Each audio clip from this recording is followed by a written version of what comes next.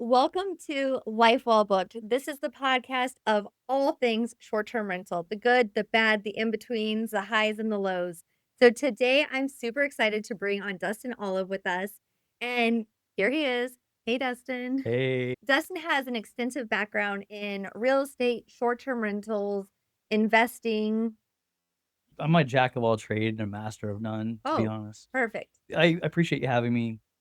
Short-term rentals are a big part of not only my business, but my investment portfolio. It's important for me to have diversity, not only long-term rentals, but short-term rentals. Number one, I have diversity in the portfolio, but more so the income stream that can change. As you know, from being in the short-term rental world in Arizona, it ebbs and flows. Oh, yeah. So right now, we're coming out of what we would call season, where your temperatures increase, the stays start to decrease because who in their right mind wants to come to Arizona at 100,000 degrees?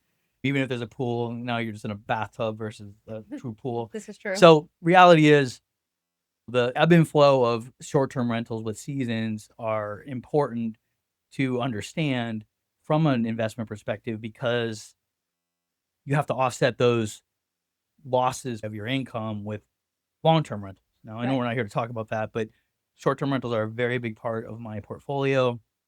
I believe in them. There's a huge future for them.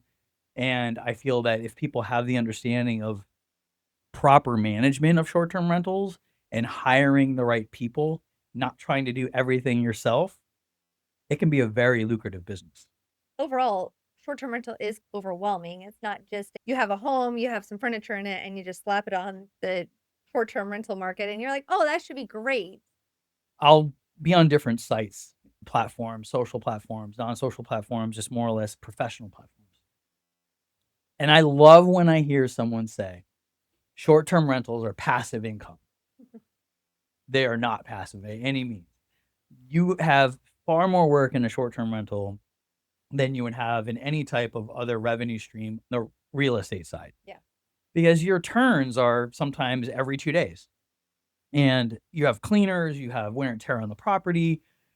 After a number of years, you have to refresh the property because not just the wear and tear, but trends change, countertop tones change, cabinetry Yeah. changes, all the different things. So you need to understand that when you're getting into this type of business, the only constant is the change and making Yeah. sure that you invest or reinvest back into your properties. So the passive income piece is non-existent in short-term rental. So if you're not into work or following trends, this is not for you. He is not wrong, not even a smidge, and I think it's the shame of when like, on my end of things, when I do talk to homeowners because I do the design and parts of the management piece is when I talk to owners and they're like, "Oh, no, it's fine. I'm just gonna go ahead and do this myself or do this." And then 6 months later, they're like, "I haven't really made much money and I feel like I failed." Well, it's like now I have to backpedal so much because not only now you, sir or ma'am, filled your property with furniture you thought was cheap or less expensive or was gonna save you some money has now costed you more because now you're having to replace it. But then now you've got furniture that people don't even want, or the style and the design isn't there as well. Having the design, to touch on design, is just as important in my mind as location. Yeah. Because having something that's going to pique the interest of the guest, that's going to differentiate you from every other short-term rental that's out there, especially in a market that we have here in Arizona where it's heavily saturated in Mesa, Tempe, Scottsdale, especially, right? So you need to have that differentiating factor other than location, because in some streets, there are two or three short-term rentals on the same street. It's so true. So what makes you different and really what ends up making you different, aside from maybe a couple small amenities, is design. Right. When someone is searching a short-term rental, it's different than when they're buying a house, right? Because when you're buying a house, you're looking at the description, you're looking at the pictures online, but then you go and you tour the house and you get to feel the house, you get to see the house, you experience the home, Mhm. right? And then that's what would make the buyer decide to purchase that particular home. Short-term rentals is different. Your guest is only shopping online. Right. So those photos, the design is far more crucial than it would be in any other form of real estate.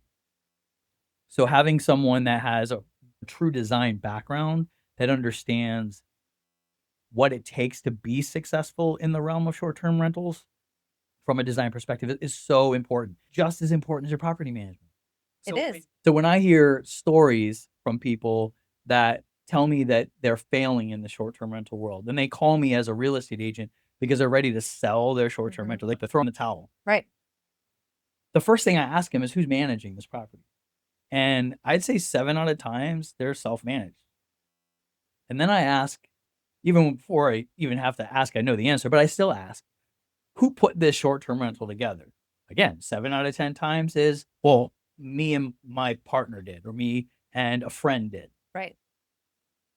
And I delicately but genuinely ask, "How many other short-term rentals have you done that have been successful?" And it's usually very few to none. Right. Leave it up to the professionals. I have a handful of properties, and I can flat out say in front of all the world right now, I won't design my own property Right. You will not. because that's not my area of expertise. Right. Do I look at something and say, yes, that's aesthetically pleasing, or that is something that if I were a guest, I would like as a feature? Sure. But if you ask me to put all that together, it's not my skill set.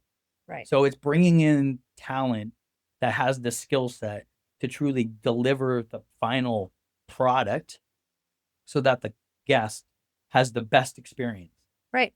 And I'll toot your horn a little bit here because you've been helping me with my short-term rentals for the last year.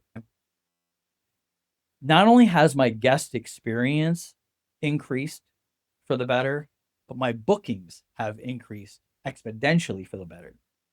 Now, you can say some of that is the property management side of it, but I truly believe it's the design piece. It's the piece where when someone comes in, we just had that guest last week. Yeah. They were in the middle of their stay. They don't even check out for 5 days. Right. Send a message across the platform and said, "We just want to let you know that this house is so perfect for me and my family. We just want to thank you." They didn't need to do that. Right? They don't need to send that message and thank us, Right. but it was that important to them to get on the platform and send us a message. That's when I'm validated. That's when I'm like, okay, this is not only a financial piece that sets right with me and my business, it's now an emotional piece. It makes me feel good. It makes me feel inspired to do what I do. That's the piece that a lot of people don't get. And they won't get it unless they try it. Right. And short-term rental Airbnb, having an Airbnb is literally an experience. It's the guest is an experience for the guest. When you book a Marriott or a Hilton hotel, you know the experience you're going to get because they have put so much money and advertising and creating that guest experience.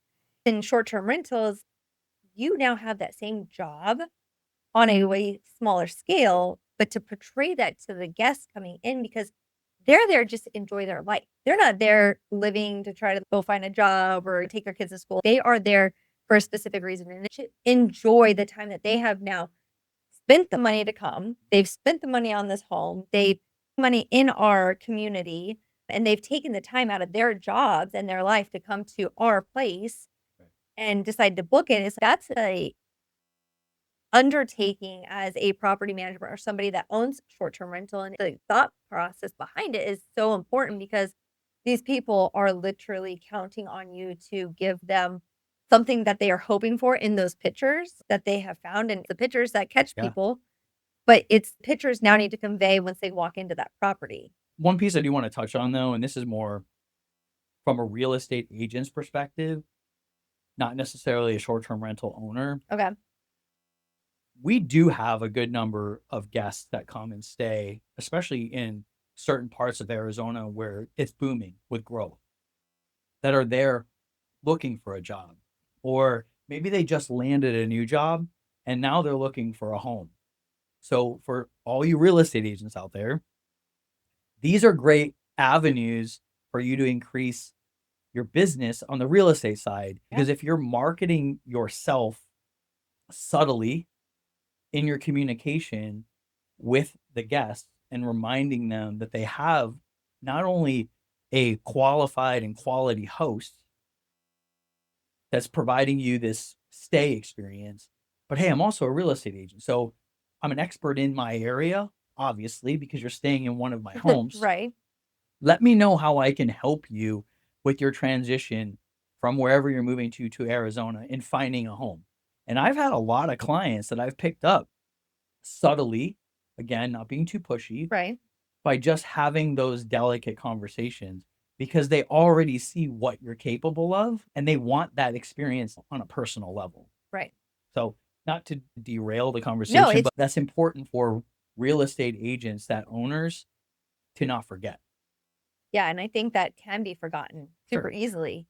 I mean, just like, "Oh, wait, this is short-term rental, so now I just need to focus on short-term rental," and it's like, again, what's the point of today's podcast talking about STR and real estate and how they cohesively go together? Right. And you really can't have one piece without the other piece anymore. It didn't used to be that way. Mhm. It wasn't you thought of short-term rental and real estate, you just thought of real estate. Well, Airbnb has changed the game of real estate Yep. and how things are done now, right? And so now it's like, no, you can cohesively bring those together. The biggest miss, in my opinion, and I'm just one person, so I don't pretend I know everything. The biggest miss I feel that real estate agents have that are truly investors is that crossover. They don't understand that subtle communication, subtle hints, leaving pens Mhm. with your brokerage and your real estate team's name and phone number on it with a pad of paper next to the bed so that the guest has something to write on if they think of something that they might need from the store or whatever. Yeah. Subtle drops and hints. Crucial. And we miss it. We miss it so often. You don't miss it, Well, I'm not perfect, but but I try. I try really hard. And then the next piece is social media. And the social media as a tool is still so underutilized by a lot of investors, both short-term rental investors, long-term investors, but then also obviously real estate agents. And pushing your content out there that you are a host. You Mhm. do own properties. You do have the ability to digest what the business side of the real estate investing looks like to the populace. That increases now not only the knowledge that the general population has of what you can bring to them, but it also creates a whole new avenue for you to create content to drive your real estate business in whichever direction you choose. True. You're opening up so many avenues and doors. I share my reviews on social media. Created a quick template on Canva. I put copy and paste the review, put Susie and Bob, put the 5-star review up there, bam, and I throw it up there with just a little bit of content. Right. People call me on that. But it's not just the people that are wanting to stay at my Airbnb. People are calling me going, "Hey, I've been thinking about buying a short-term rental. What can you tell me about this?" Right. Or, "How is the market here?" It opens it up, It does. and there's another client or potential client. And I'm not saying every real estate agent should own a short-term rental because, well, they're not easy, we talked about. Right. They're not cheap. Correct. So you have to have an established foundation before Mhm. you would just venture into something like that. But how many of your clients, as a real estate agent, how many of your clients own short-term rentals that you've helped them buy that short-term rental, right? All you need to do is ask them, ask their permission. "Hey, I want to partner with you. I want to help with the awareness of your short-term rental. I just need access to the marketing. When you get a review, forward it to me. Let me post it. I'm going to give you full credit. I'm going to give you full exposure, but it gives me the exposure too. It Right. helps me validate me as an agent because I helped you get here. Same with the designer, same with the property manager, same with the handyman for that matter. These are all great ways to enhance your business without having to spend an exorbitant amount of money on marketing. Because all you're doing is you're working your sphere of influence. And using your sphere and thinking, oh, I don't have to have a billboard on the side of the road. I don't have to have all this print or all these things. Or, yeah, social media is important. Obviously, that's you and I both believe in that. But it's just how do you utilize your sphere of influence and where can you inject what you do in both worlds to make them go together? Right. Increasing your business will increase your business. Increasing your business allows you more money to buy more property. So it all goes hand in hand. It's a big snowball effect. So since we aren't talking about marketing, Okay. y'all need to have me back now to talk about marketing. Okay. Because I love to do that. Put that on the Put that calendar in my right now. notes. I don't have my phone. It's over there. It's on a live, so I can't put it in my calendar, but I will. I will. So what else would you like to know from me about the short-term rental ventures that I have, goods and bads? So within the short-term rental world, is it a different mindset for you when you got into it? So, did you go into it looking at it as it's a business, or did you go into it looking at it as like, oh, I'm gonna just take my home and make it a short-term rental? Because that differentiates how short-term rentals operate and not even operate, how they succeed. Yeah. Okay, for me personally, the first short-term rental venture that I jumped into was a business decision. I saw a need in a particular area. I found a house that fit a lot of check the boxes that just needed some TLC to make it more appealing to the general public. So that's really how my venture started. It was a business direction. Okay. It was my first one. It was very scary because it was unfamiliar Right. to me, but knowing how much I will work to make something successful, I wasn't worried about my infusion. I was worried about the market. Okay. Yeah. I was worried about volatile markets. I was worried about the time of year. I was worried is this the right house? So you start to second guess yourself or question yourself. Or I'm gonna ear tag that one because I'm coming back to that question next. Yeah. So, but I did. I took the leap and I made it happen, and it was a really smart decision. Now, I have helped other people, and I'm not going to go down a rabbit hole in this, but I have helped other people as a real estate agent that have come to me and said, I need to sell my house. But the reason I need to sell my house is because I want to move somewhere different. My question is, but do you really need to sell your house or do you want to sell your house? And they're like, well, I don't know. What's the difference? Right. And sometimes it's just an education, right?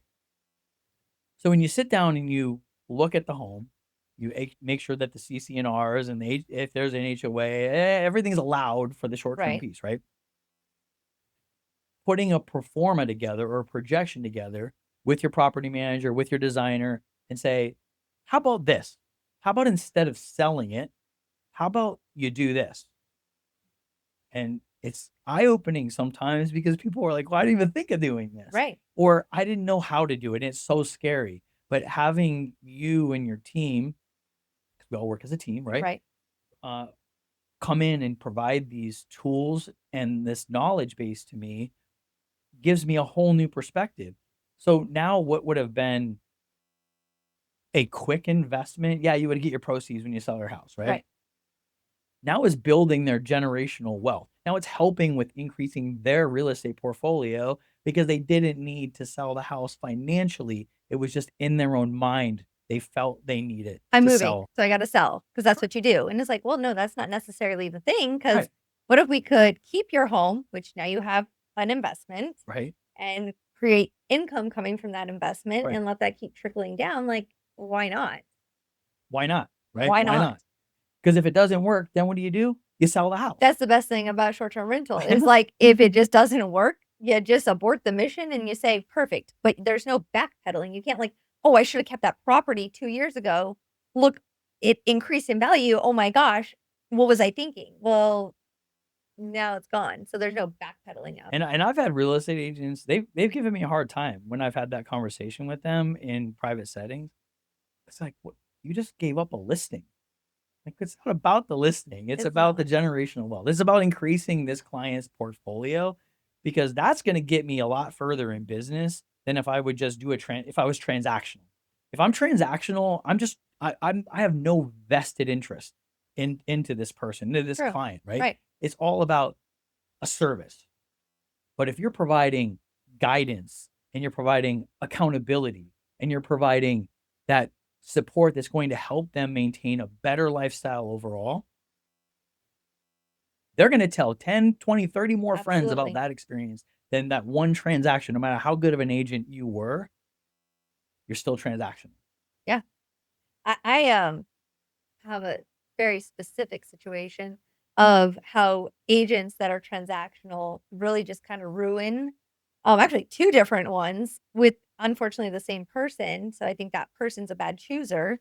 But like how transactional some real estate agents are, and it's like, you and I talked about it, and it was an agent that thought that they could help another person buy a very large luxury home at a very high price.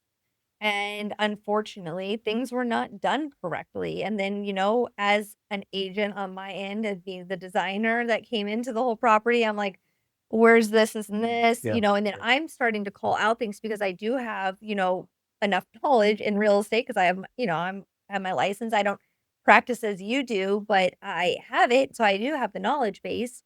And then that other agent was getting so upset with me because I was calling them out. But it's like, you did a disservice to this client because you were thinking transactional instead of saying, "Hey, not my expertise." Because yeah, once you start getting up into the multi-million dollars listings, things change. The game changes. I remember you talking about this, and the conversation with you and this agent was after the transaction had It was closed. had already Yeah, closed and it yeah, it was wasn't too during the late. transaction, but yeah, I do remember the conversations.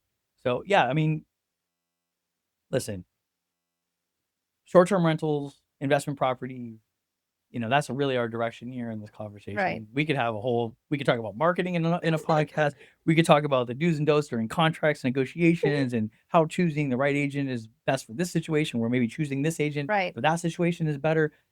We could sit here and probably talk for a month. But from an investment perspective, and this is why I love real estate, you can have your emotional transactions. I love this house because it makes me feel good and I want to live in it. And it just makes me warm and fuzzy when I go in it because I'm going to live here, right? This is Right. where I'm going to live. This is where I'm going to raise my family. That's not how investments work. You have to be able to remove that emotion. I learned at a very young age in real estate. I wasn't young because I didn't get into real estate until I was already in my 40s. But I learned at a very young age in real estate, you should never fall in love with a property until you own it. This is true fact. And I'll repeat that. You should never fall in love with a property until you own it. Because the moment you fall in love with the property before you own it, you start making emotional decisions versus strictly financial decisions. So when you're buying, back to your client, you're talking about your design client, talking about earlier, having the financial aptitude to provide guidance to someone that's buying a luxury property, especially a potential investment property, Right. is it's a whole of the ball of wax Mhm. from a normal luxury transaction because the statistics, the data, the performas, the projections, whatever you want to call them, have to be so on point because you're talking about tens of thousands of dollars a month that you could be losing or this client could be losing. And the first person they're going to blame is the agent Mhm. because you didn't provide me with the right knowledge. You didn't provide me with the right setup, the right guidance, whatever it might be. And that's the last place an agent would want to put themselves in. Yeah. And I've been very open with agents that have come to me and said, I don't know how to do this. Can you help me? Sure, I will help you. Yeah. And there's been times I've done it for free.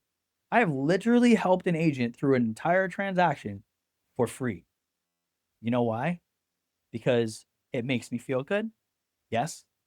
But it's going to prevent anything, hopefully, from bad happening once that transaction closes from a financial perspective between investor and agent, or investor and brokerage, right? Right. So, yes, I can see where that comes from.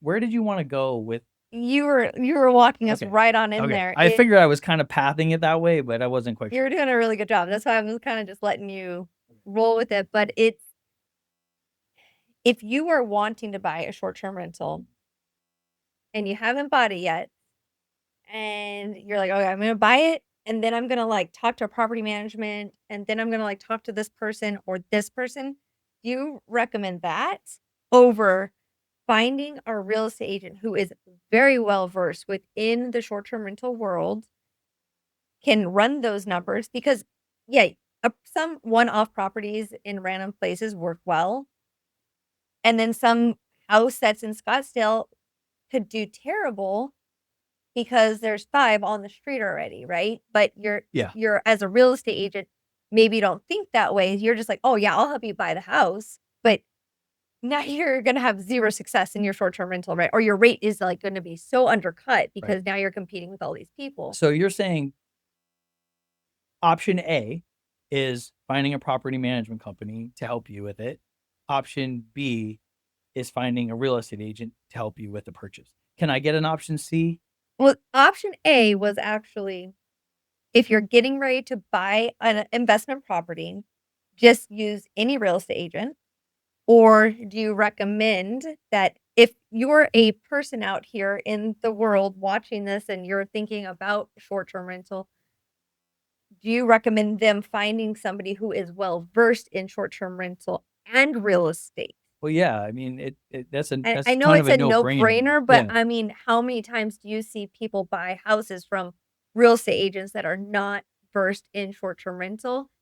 I mean, on our end, we see it a lot just because we're in the management piece, and Yeah. now we're having to help this client literally backpedal and make this property work, where it's like, "Oh." Yeah. I know, I understand what you're saying. You know, this is a slippery slope. Obviously, I'm going to pick option B. Okay. Okay. If I'm going to recommend, it would be to work with an agent that has the skill set, the knowledge, the expertise, and the backing of the experience in short-term rental. And what I mean by backing is already having the partners in play that they know that there's other short-term rentals on the street. Most real estate agents aren't going to know that, okay? They're going to have the means of a partnership with either a property management company that specifically works in the short-term rental world, or they're going to have some type of connection that's going to be able to pinpoint what the competition might be in that particular neighborhood, okay? And also then be able to build your performance on what the projection would be on a 3-bedroom, 2-bath in Tempe that has a pool. That's a diving pool, not a play pool. That's not heated versus heated. Like, these are all super important details that if you don't know what to ask, then you're already a step behind. Right. Okay. But the key factor here is why I say it's a slippery slope is that there are a lot of agents out there that pretend that they know the short-term rental world, that are great salespeople about selling themselves. Okay. And it's not always the client's fault. This is true. Okay. Yeah. So sometimes they're pitched a great pitch and it's already too late to determine that they've been duped. Okay. Or that things aren't the way they wanted them to be. Right. That's why interviewing agents and asking for references. Give me references. Let me talk to your property management company. Let me talk to your designer. Let me talk to your handyman, for goodness sakes, right? Ask those questions. It's okay. Right. You're It is interviewing. okay. If you are a just Joe Schmo off the street, not in real estate, not even used to this, and you are like, "I don't know what to do or how to do it," it is okay to ask questions to your agent first. Right. Absolutely. And that is where you will find the cream will rise to the top, they say, right? Right. Is the answers may not come immediately, but they'll get you the answers. And even if you don't even know the right answer that they should be giving you, you're getting something in return. You're not just getting, well, I just do this, or I've done that, or I've sold this many. Great. Put me in touch with someone that I can ask the questions just to validate. It's not that they're challenging or you're challenging this person, you're validating. This is one of the most expensive purchases that you will make. And if it's something that's strictly an investment where you're not living in it, it is far more crucial to ask those questions. Oh, yeah. So that would be my only little asterisk Okay. to answering B. Is you have to interview the agent first, but you want an agent that truly does have the skill set, the knowledge, the expertise, and the backing of other support team members to give you the right purchase experience. Right. And I'm gonna do a shameless plug here is that's why I love Arizona Elite Properties. That's where I hold my license. And within this brokerage, we have not just super seasoned, very experienced real estate agents, but we also have a whole property management team, short-term and long-term. And yeah, those are split off here in our brokerages. There's long-term criteria and there's short-term criteria. And we just don't let them like intermingle because it's two different mindsets. And I point over Pointing here to the wall. because on the other side of this wall is where our vacation rental They team all have their sits. ear up to the wall They like this. probably They're like, do. what is I she love you saying? guys are freaking amazing, and oh my goodness, and so real estate's that way, vacation rentals this way, so as I'm pointing, don't be confused. They have such an amazing team of management, people that we work with over there, a design, we have it all. And you guys pay referrals too, We right? do pay So if an referrals. agent has a client that is buying or already has purchased a short-term rental and they need a property management company, that agent can get a referral bonus by referring that client if they use them to Elite. Correct. Correct? Okay. That I that's just want to make sure. yeah, that's 100% correct, and then if that client that was referred over to us decides to sell, we always refer it back to the agent that gave it to us, That's awesome. so we don't hold it like, we want agents to work with us because there's so many agents out there that don't like short-term rental or even long-term rental or feel like they can't or they don't know how to. So it's like we just try to open those doors for other agents. And even on the long-term side of things, we offer a referral fee as well for long-term rents because it's like we'd rather be specialists, use our specialists to make sure things are being done right in the real estate world of short-term, long-term, and residential, even commercial. Um, where it's like, okay, we've got the people in play. Use us, you can still get money, then it's passive income, right? Because you're really not doing Right. anything. At that point. And then if the client decides to sell again, you get it back. Great. That's great. So Awesome.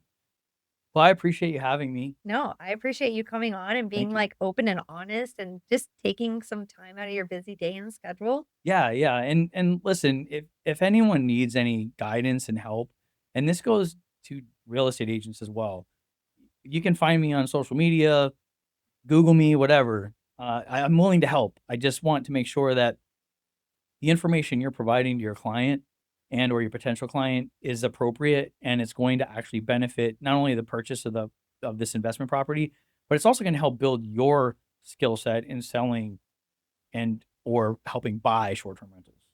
Yeah. So, all right, that's the end of this episode. We are so thankful that you decided to come along this journey with us on today's episode and just take some time out of your day as well, just to listen, just to explore and get, if you're an agent or you're just, somebody that is in investing or you're wanting to get into becoming, an investor or get into the short-term rental game. Just we really appreciate you being here and taking that time just to hear what we have to say and our expertise and things that we're passionate about. So thank you so much. And thanks for being here on Life Well Booked. If this episode fired you up, made you think, or left you feeling inspired, don't forget to subscribe, leave a review, and share it with a friend. Until next time, keep showing up big, living with intention, and building a life that stays well booked.